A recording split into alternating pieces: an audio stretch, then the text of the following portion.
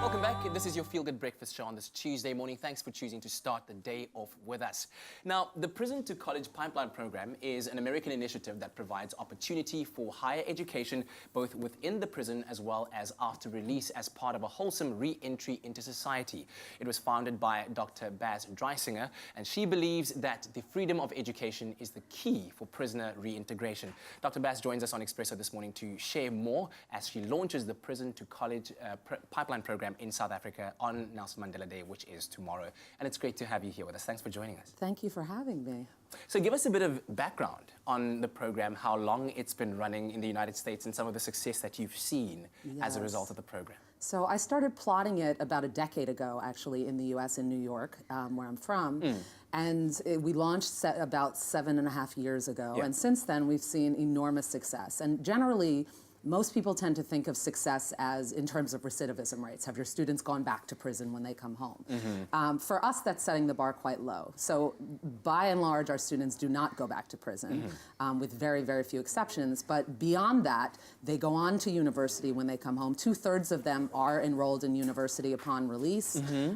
By the end of this year, we will have almost a dozen graduations, university degrees. Our students win awards. They win national fellowships. They get internships at NBC.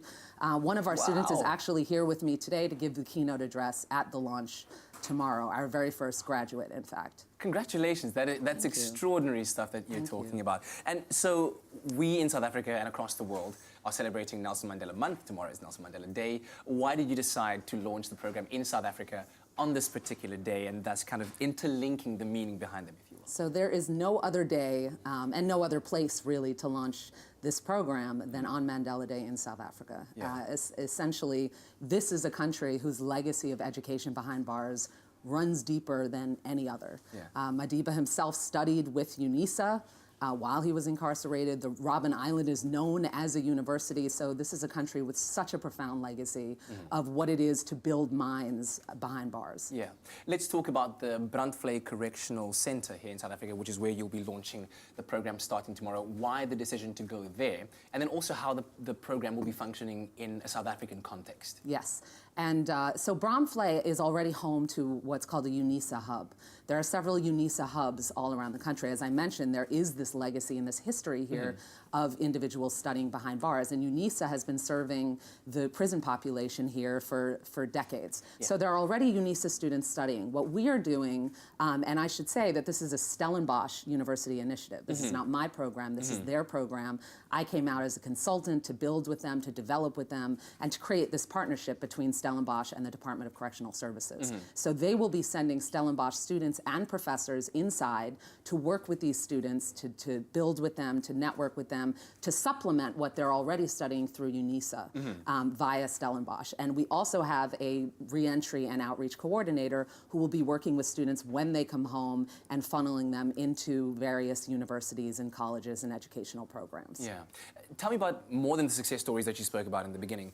What do you think it is that a program like this does for the former offenders once they're out? What does it do for their spirit, for themselves, for their self-image, and thus what contributes to them being members of society that contribute positively? What does it do for them? So education, I mean, I'll quote Mandela, education is the most powerful weapon which you can use to change the world.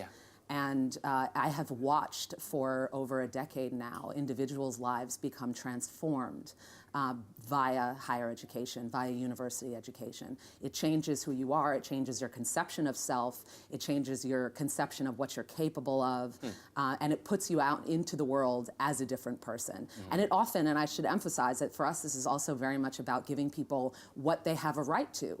And what they should have been given access to begin with, were it not for systemic inequalities and systemic racism.